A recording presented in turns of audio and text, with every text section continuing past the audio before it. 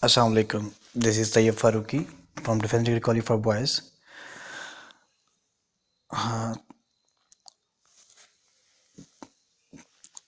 Students, as you mentioned, okay, sir, please repeat the human activities.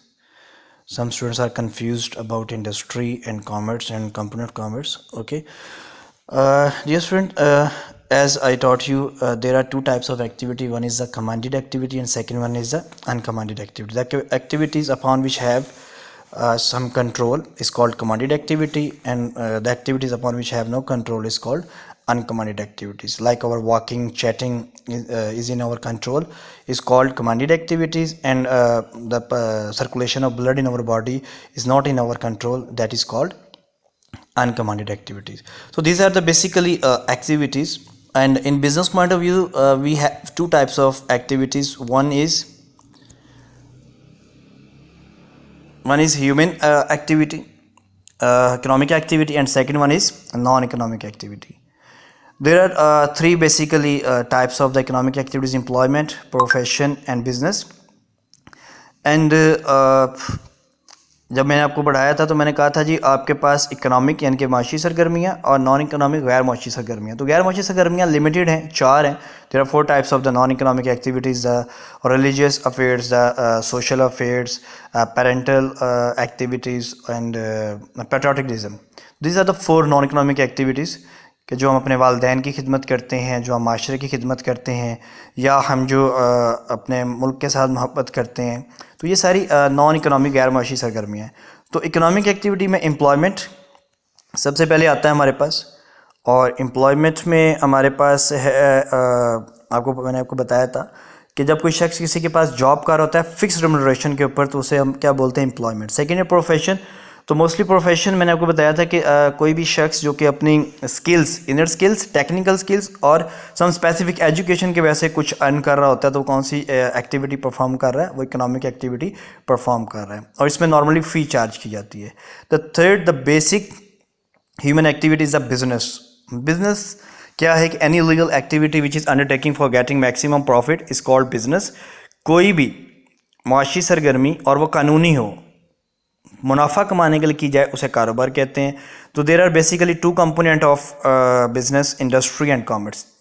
Keep in mind कि industry और commerce business के component हैं, commerce का component business नहीं है। ये क्लियर कर लें, क्योंकि ये एमसीक्यूज पेपर में हर साल आ रहा है, या शॉर्ट क्वेश्चन में ये हर साल ज़रूर पूछ रहा है। तो बिजनेस का कंपोनेंट क्या है, कॉमर्स और इंडस्ट्री। 2 कंपोनेंट है बिजनेस के, कॉमर्स एक इंडस्ट्री है। इंडस्ट्री में हमारे पास 2 तरह की, अच्छा इंडस्ट्री होता क्या है, कोई भी जगह a place which convert raw material into finish goods is called industry. कोई भी जगह, कोई भी प्लेस जो कि खाम माल को एक जो फाइनल प्रोडक्ट है, एक जो इस्तेमाल करने वाली चीज़ है, उसमें अगर कन्वर्ट कर दे, तब्दील कर दे, तो उसे हम सनत बोलते हैं। तो कॉमर्स क्या है, तो कॉमर्स मैंने आपको बताया था कि जब आपको माइंड में कॉमर्स आए तो एक्सट्रैक्ट करने से, खाम माल से, रॉ मटेरियल से लेकर आपके हाथ तक जब कोई चीज़ पहुंचती है, तो उसके पहुंचने तक जितना प्रोसेस है, वो सारा प्रोसेस क्या कहलाता है, वो सारा प्रोसेस कॉमर्स कहलाता है। तो इंडस्ट्री की बेटा बेसिकली 2 टाइप्स हैं इंडस्ट्री की, प्राइमरी और सेकेंडरी। प्राइमरी इंडस्ट्री और सेकेंडरी इंडस्ट्री। तो इंडस्ट्री में, प्राइमरी इंडस्ट्री में आता है जेनेटिक्स और एक्सट्रैक्टिव इंडस्ट्री। जेनेटिक्स मतलब ये पोल्ट्री फार्म वगैरह जो है वो इसमें आता है, और जो एक्सट्रैक्टिव इंडस्ट्रीज है, जो ऑयल वगैरह निकाला जाता है, मादनियात वगैरह निकाली जाती हैं, वो एक्सट्रैक्टिव इंडस्ट्री में आता है।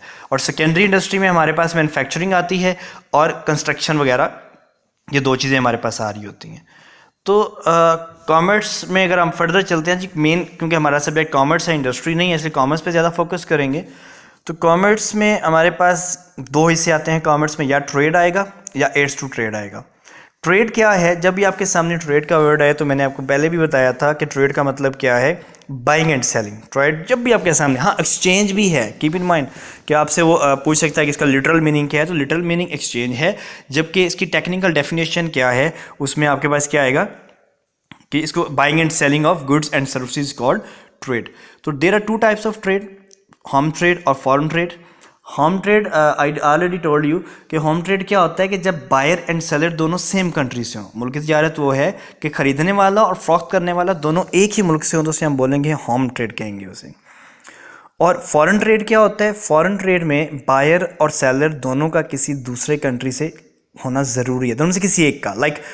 मैं अगर यहाँ पाकिस्तान में बैठे मशीनरी इंग्लैंड से बाय करता हूँ तो मैं फ़ॉरेन ट्रेड कर रहा हूँ, मैं बायर हूँ और मैं कि पाकिस्तान में बैठा हूँ और वो जो सेलर है वो इंग्लैंड में बैठा हुआ है, तो ये फ़ॉरेन ट्रेड है। जो जियोग्राफिकल रीजन्स के अंदर, जो किसी भी कंट्री की जियोग्राफिकल बाउंड्री है उसके अंदर जो बायर और सेलर हों तो उसे बोलेंगे होम ट्रेड। और अगर बायर एंड सेलर किसी दूसरे कंट्री से हैं, लाइक बायर एक कंट्री से और सेलर दूसरे कंट्री से, तो this is known as foreign trade. There are two types of home trade, retailer, wholesaler. Retailer वो शख्स है जो कि चीज़ों को बाय करता है, कहाँ किससे बाय करता है? होलसेलर से बाय करता है। रिटेलर थोड़ी तादाद में चीज़ें बाय करेगा और हम जो चीज़ें बाय करते हैं वो रिटेलर से कर रहे होते हैं, जबकि होलसेलर जो है वो चीज़ें बाय कर रहा होता है मैन्युफैक्चरर से, प्रोड्यूसर से। लेकिन होलसेलर बल्क में ज़्यादा चीज़ें खरीदता है, जबकि रिटेलर थोड़ी थोड़ी चीज़ें करके उतनी खरीदता है जितने उसके कस्टमर उसके पास होते हैं, उतनी चीज़ें बाय कर रहा होता है। तो फॉरेन ट्रेड में हमारे पास 3 टाइप्स हैं और ये तीनों टाइप्स आप लोग जो है वो डिफरेंट बुक्स में पढ़ते आ रहे हैं जी, कि फ़ॉरेन ट्रेड गैर मुल्की तिजारत में इंपोर्ट एक्सपोर्ट होता है, इंपोर्ट एक्सपोर्ट दरामदाद और बरामदाद होती हैं। तो यहाँ एक तीसरी भी हम पढ़ेंगे, इसको इंट्रापोर्ट बोलेंगे। अब इंपोर्ट क्या होता है? जब भी इंपोर्ट का वर्ड है आप मिक्स करते हैं, अक्सर मिक्स नहीं करना है इसको। इंपोर्ट का मतलब है बाइंग, एक्सपोर्ट का मतलब है सेलिंग। बाइंग का मतलब क्या है? किसी और कंट्री से चीज़ें बाई करने को इंपोर्ट कहते हैं। सेलिंग का मतलब क्या है? कि हम किसी और कंट्री से चीज़ें क्या करते हैं, जो है वो सेल कर रहे हैं किसी और कंट्री में, तो उसे एक्सपोर्ट कहेंगे। अब इंट्रापोर्ट क्या होता है? कि हम अपनी ज़रूरत के लिए चीज़ बाय नहीं करते, हम किसी दूसरी कंट्री से चीज़ मंगवाते हैं फॉर री एक्सपोर्ट, तो उसको हम इंट्रापोर्ट कहेंगे। अगर हम चीज़ किसी और कंट्री से मंगवाएं और इसको री एक्सपोर्ट, जैसे दुबई करता है कि वो चीज़ें क्या करता है, किसी कंट्री से मंगवा के अगले दूसरी कंट्रीज़ में एक्सपोर्ट कर देता है। स्पेसिफिक पाकिस्तान और इंडिया में जब हमारी तिजारत बैन हुई होती है तो हम क्या करते हैं, दुबई के थ्रू से इंडिया के साथ अपनी ट्रेड जो है उसको जारी रखते हैं। एड्स टू ट्रेड क्या है? कि वो तमाम चीज़ें जो कि ट्रेड को हेल्प करती हैं, this is known as aids to trade.